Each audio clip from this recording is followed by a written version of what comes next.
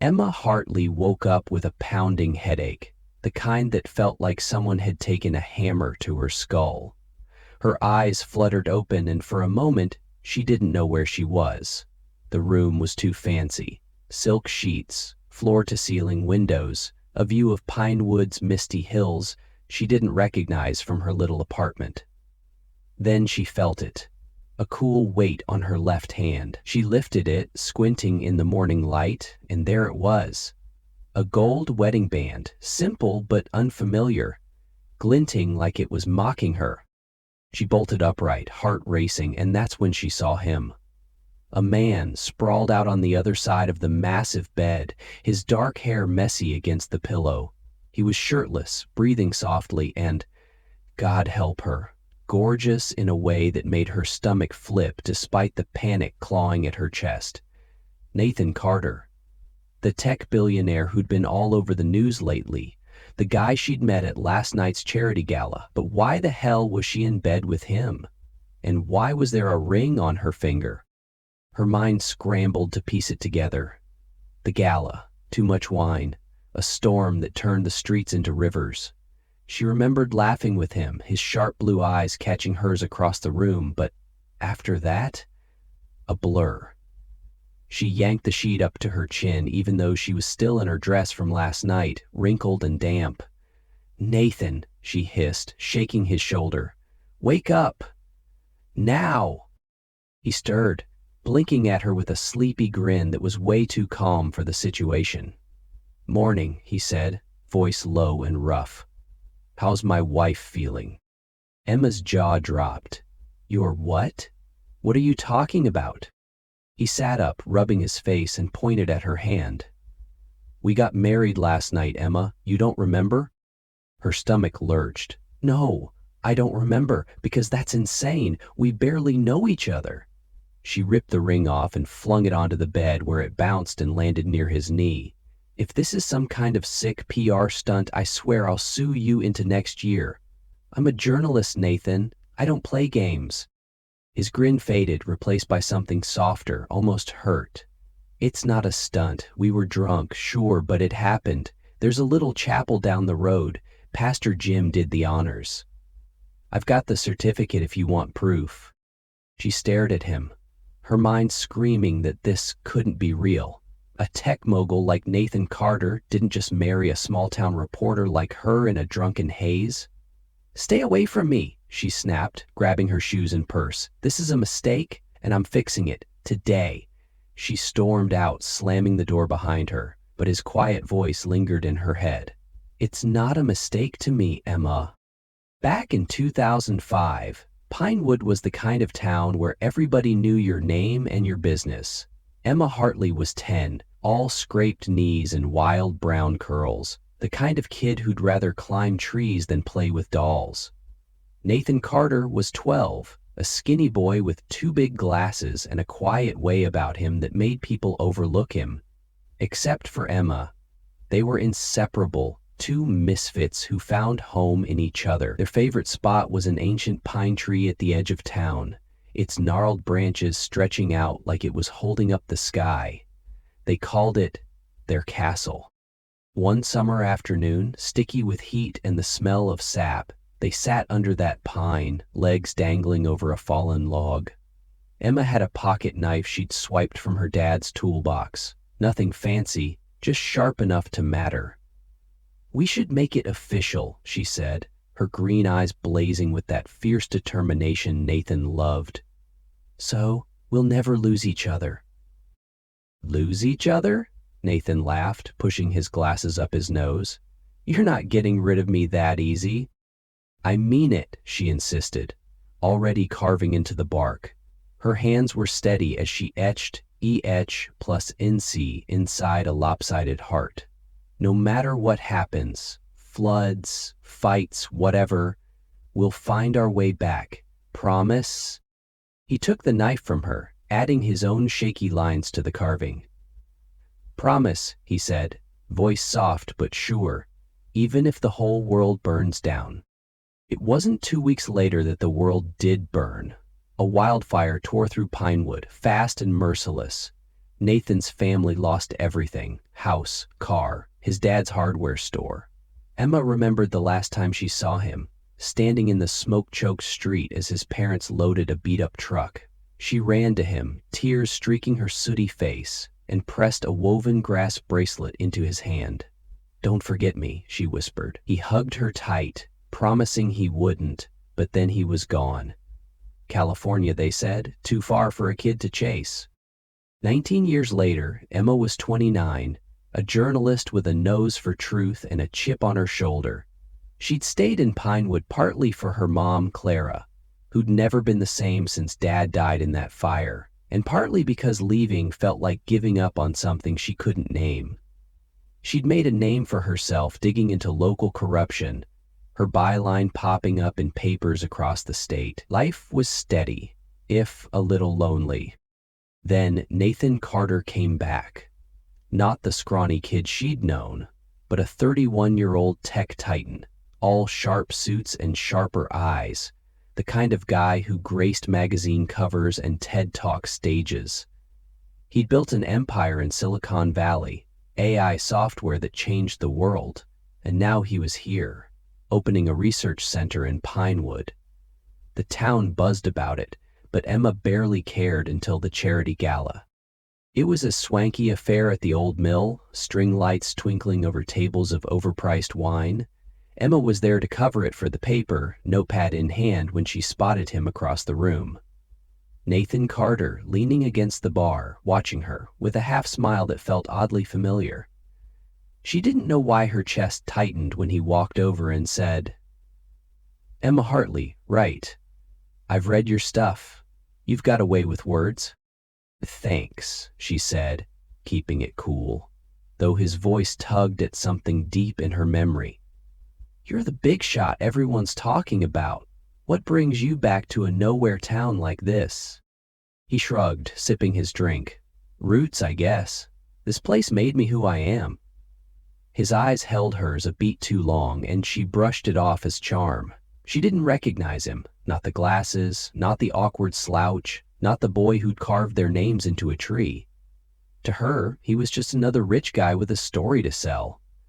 But that night, under the pine-scented air and a sky about to break, everything was about to change. The gala was winding down when the sky cracked open. Rain came hard and fast, drumming against the mill's tin roof like it was trying to break in. Emma stood by the window, watching the parking lot turn into a muddy lake, her notes soggy in her bag. "Guess we're stuck," she muttered, half to herself, half to the room. "Looks that way," Nathan said, appearing beside her with 2 glasses of red wine. He handed her one, his fingers brushing hers just long enough to make her pause. "Might as well make the best of it." She took the glass, raising an eyebrow. "You're awfully relaxed for a guy whose fancy car's probably floating away out there."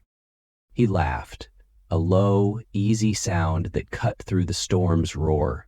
"Cars can be replaced. Nights like this, not so much." Something about the way he said it, casual but loaded, made her stomach flip. She didn't know why she stayed there, sipping wine and trading stories with him as the room emptied out. Maybe it was the way he listened, really listened, when she rambled about her latest exposé on the mayor's shady land deals. Or maybe it was the wine, warm and loosening her edges. Either way, hours slipped by, and the storm only got worse.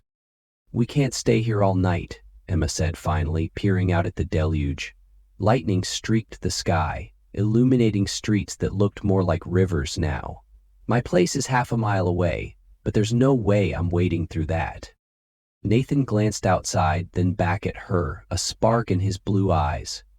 "I've got an idea. Come on." Before she could argue, he grabbed her hand and pulled her toward the door.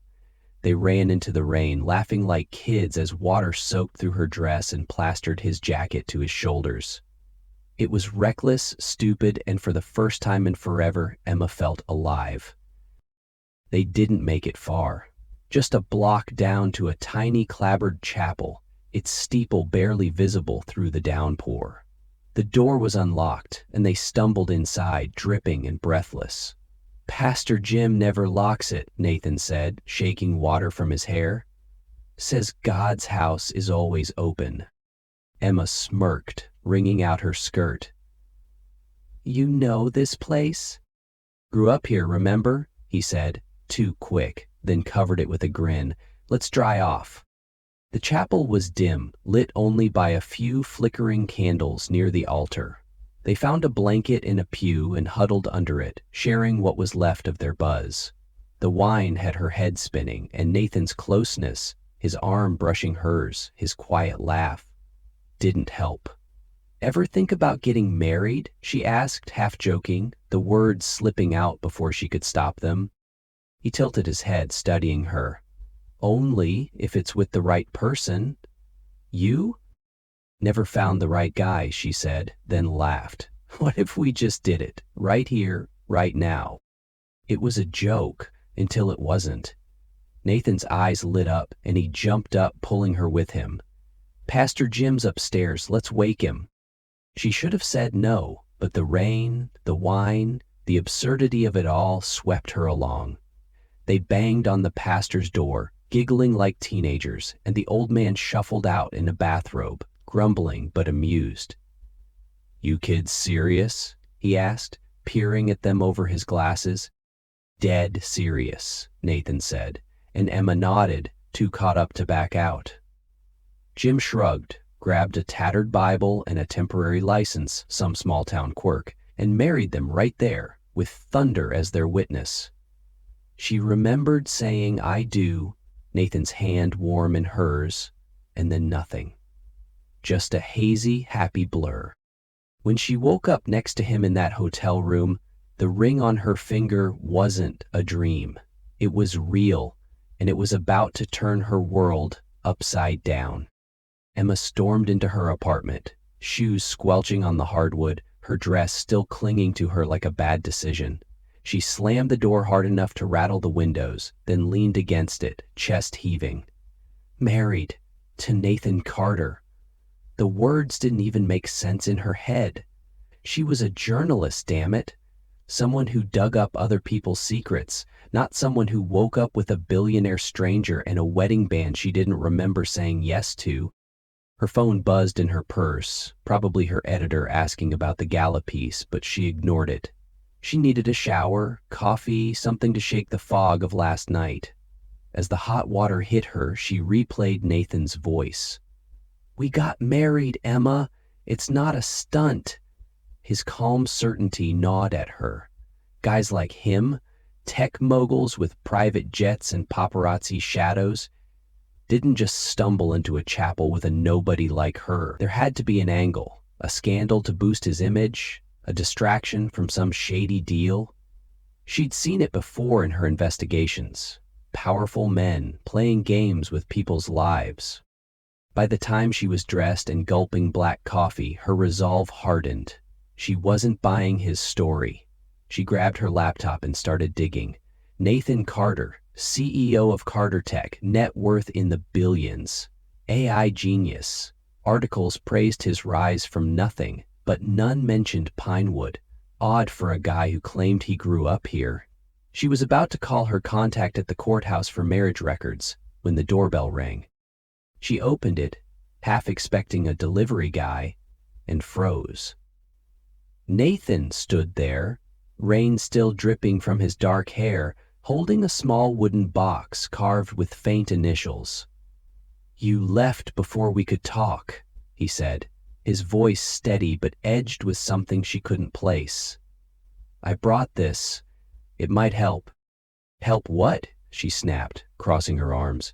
Prove you're not a liar? I don't know what you're after, Nathan, but I'm not your pawn. Stay away from me, or I'll plaster this mess all over the front page. He didn't flinch, just held out the box. Open it before you decide I'm the enemy. Please, Emma. She wanted to slam the door in his face, but those eyes, blue and piercing like they'd seen her before last night, stopped her. She snatched the box and stepped back. Fine, but don't think this changes anything. He nodded, hands in his pockets. I'll be around if you need me. Then he was gone, leaving her alone with the mystery in her hands. Back at her kitchen table, she stared at the box. It was old, weathered, the kind of thing you'd find in a thrift store. She flipped the latch and lifted the lid. Inside was a folded piece of paper, yellowed and creased, a smooth river stone shaped like a heart, and a brittle grass bracelet that looked handmade. Her breath caught. She knew that bracelet. She'd woven it herself, years ago, for someone she'd lost. Her hands shook as she unfolded the paper. Scrawled in a kid's messy handwriting was a letter. "Dear Emma, I'm sorry I had to leave. The fire took everything, and Dad says we're going to California. I hate it already. I'll come back for you, I swear. Don't forget me. Your best friend, Nathan." The date at the top, August 2005. She dropped the letter like it burned her. Nathan Carter, the Nathan Carter, claiming to be her Nathan? The boy who'd caught fireflies with her? Who'd cried when her goldfish died? No way. He'd have said something sooner. Unless he dug up her past, pieced it together to mess with her head. She grabbed her phone and dialed him, voice shaking when he picked up. "How do you know about this stuff? The fireflies, the bracelet, who told you?" "No one told me," he said, quiet but firm. "I was there, Emma, it's me." "You're full of it," she shot back. "You're some creep who stalked me, and I'm done playing your game."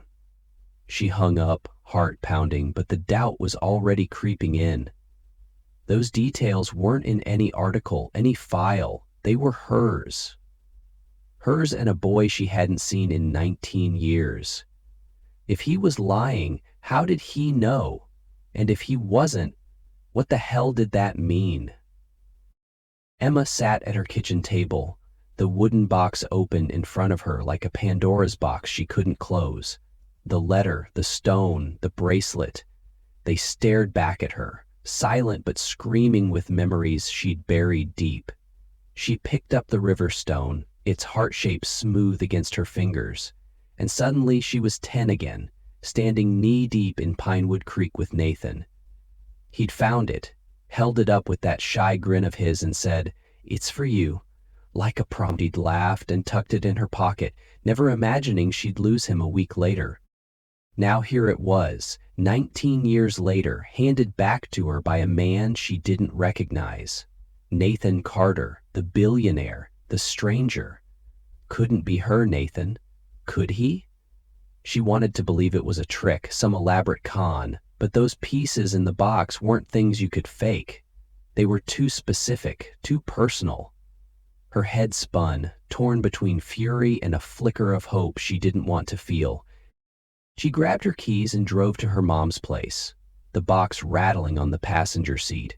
Clara Hartley lived on the edge of Pinewood, in a little house cluttered with photos and regrets.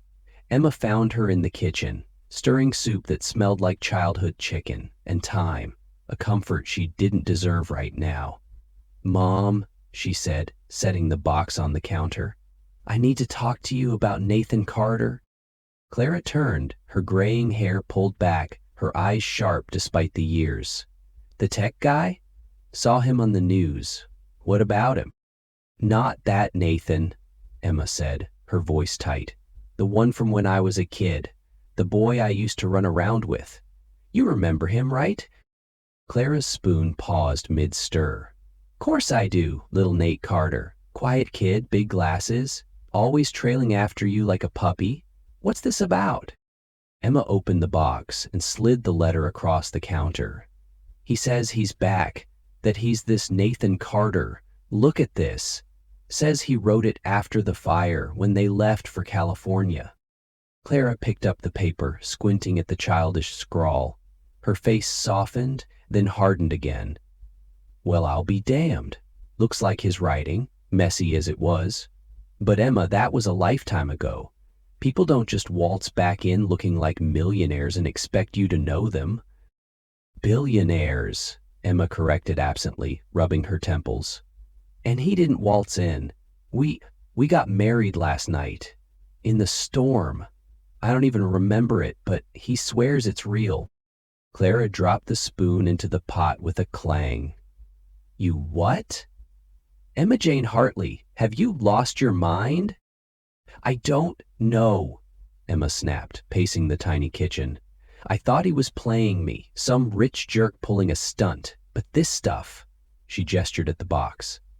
The letter, the stone, the bracelet I made him. How does he have it if he's not who he says he is? Clara sank into a chair, staring at the bracelet like it was a ghost. He was a good kid, Nate. Used to bring me wildflowers he picked with you. After the fire, I figured he was gone for good. His dad was a hard man. Didn't want ties to this place. If he's back, maybe he's been holding on to you all this time. Emma stopped pacing, her throat tight. You think it's really him? I think it's possible, Clara said carefully, but you're the one who's got to figure that out. What's your gut say? My gut's a mess, Emma admitted, slumping against the counter. If he's Nathan, my Nathan, why didn't I see it? And why is he showing up now like this? Clara reached over and squeezed her hand. Sometimes we don't see what's right in front of us because we're too busy looking back. Go talk to him, honey. Ask the hard questions. You're a reporter. Dig for the truth. Emma nodded, grabbing the box. She drove straight to the pine tree, the one with their initials carved into it, still standing tall after all these years. Nathan was already there, leaning against the trunk, hands in his pockets, like he'd known she'd come. You ready to listen? He asked, his voice quiet but steady. She held up the box, her eyes blazing. You better start talking, because I'm not buying this fairy tale yet. Emma stood under the pine tree, the wind rustling its needles, the box of memories clutched tight against her chest. Nathan watched her, his blue eyes steady but guarded, like he knew this moment could break everything. She took a deep breath, the air sharp with pine and the weight of what she was about to ask. Okay, Nathan, if you're really him. My Nathan, prove it. Tell me something only he'd know. He didn't hesitate. The summer before the fire, we built a fort out by the creek.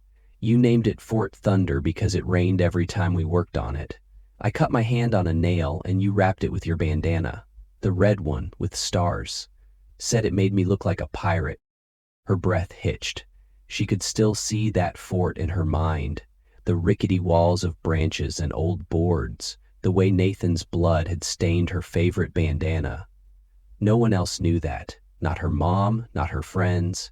How? She started, then shook her head. Okay, fine. One more. The night before you left, what did I say? Nathan's face softened, a flicker of pain crossing it.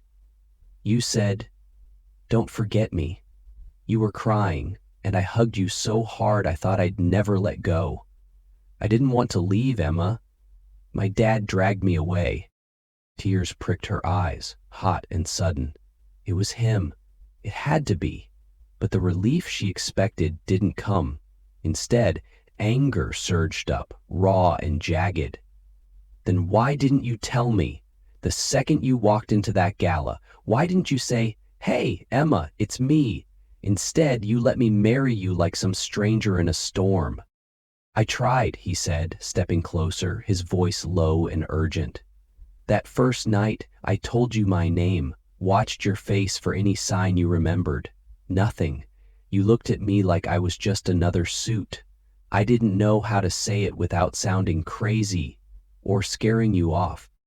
So you tricked me into a wedding instead, she shot back, her voice rising. That's your big plan? It wasn't a plan, he snapped, frustration breaking through his calm. Last night was real, messy, stupid, real. I've been waiting 19 years to find you again, Emma. I wasn't going to let a little rain stop me. She wanted to scream, to shove him, to run, but his words pinned her in place. Before she could fire back, he held up a hand. There's more. Something I haven't told you. It's why I came back. Not just for you. Her stomach dropped. What do you mean?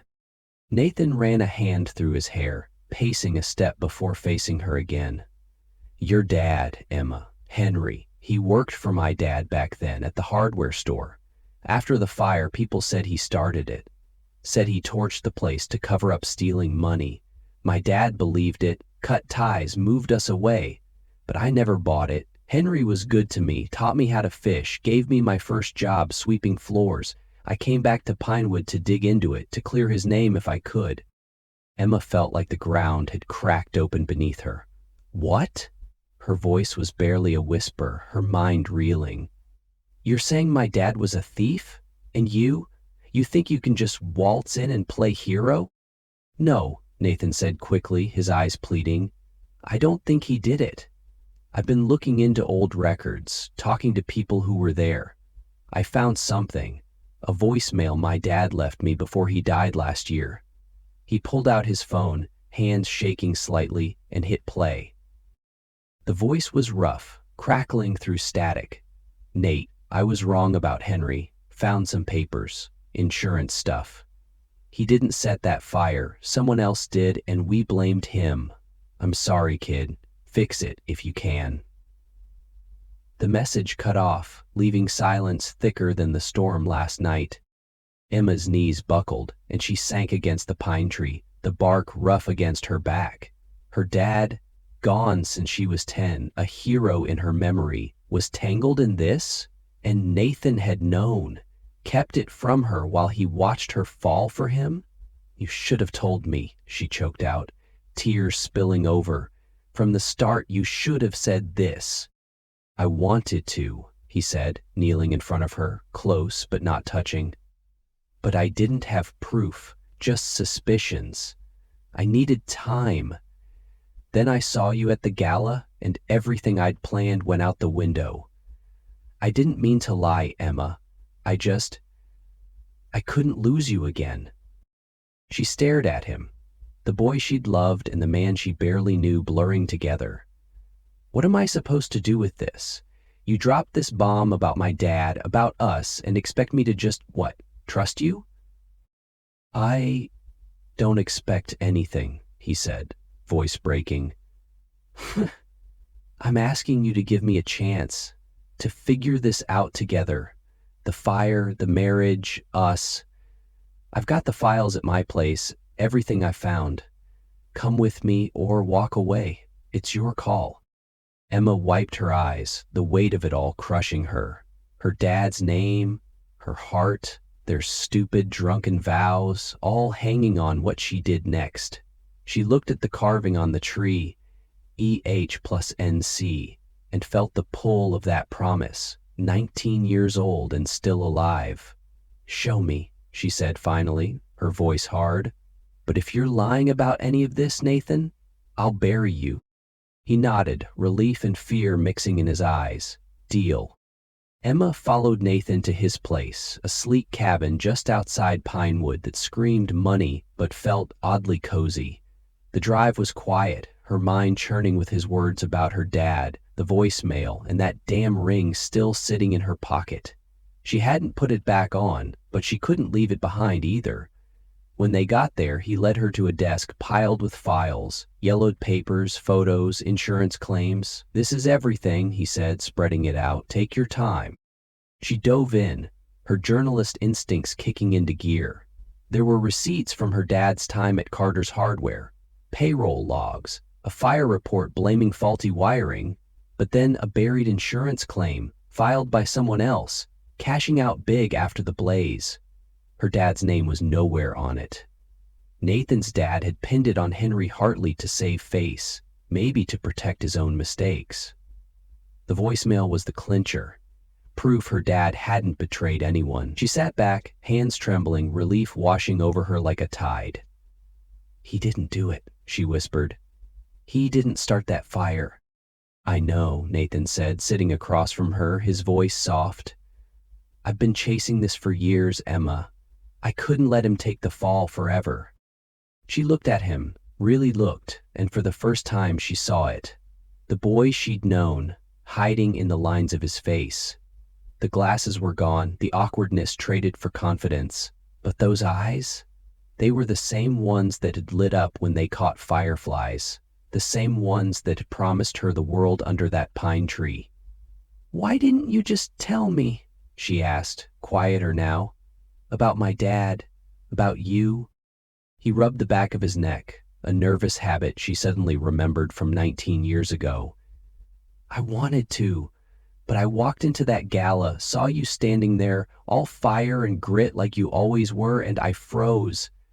I didn't know how to say I'd been dreaming of you every damn day since I left. Then the storm hit and, well, you know the rest." She laughed, a small shaky sound.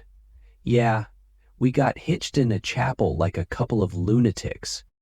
"Best lunatic moment of my life," he said, a grin tugging at his lips. "Even if you threw the ring at me after." Emma's cheeks burned. "I thought you were some creep trying to scam me. Can you blame me?" "Nah," he said, leaning closer. "I'd have done worse if some guy pulled that on me." Silence settled between them, heavy but not uncomfortable. She pulled the ring from her pocket, rolling it between her fingers. "I'm sorry," she said finally, "for not seeing you, for thinking the worst." "You don't owe me sorry," he replied, his voice steady. "You were protecting yourself. I should have been straight with you from the jump." She nodded, then stood and walked to the window, staring out at the pines swaying in the dusk. "So what now? We're married, technically. My dad's name is clear, thanks to you. Where do we go from here?" Nathan came up behind her, close enough she could feel his warmth, but not touching. "That's up to you, Emma. We can annul it, pretend it never happened. Or we can see where this takes us. I meant what I said that night, drunk or not. I've never stopped wanting you." Her heart thudded, loud and insistent. She turned to face him, the ring still in her hand. "You kept that promise, didn't you? Finding your way back?"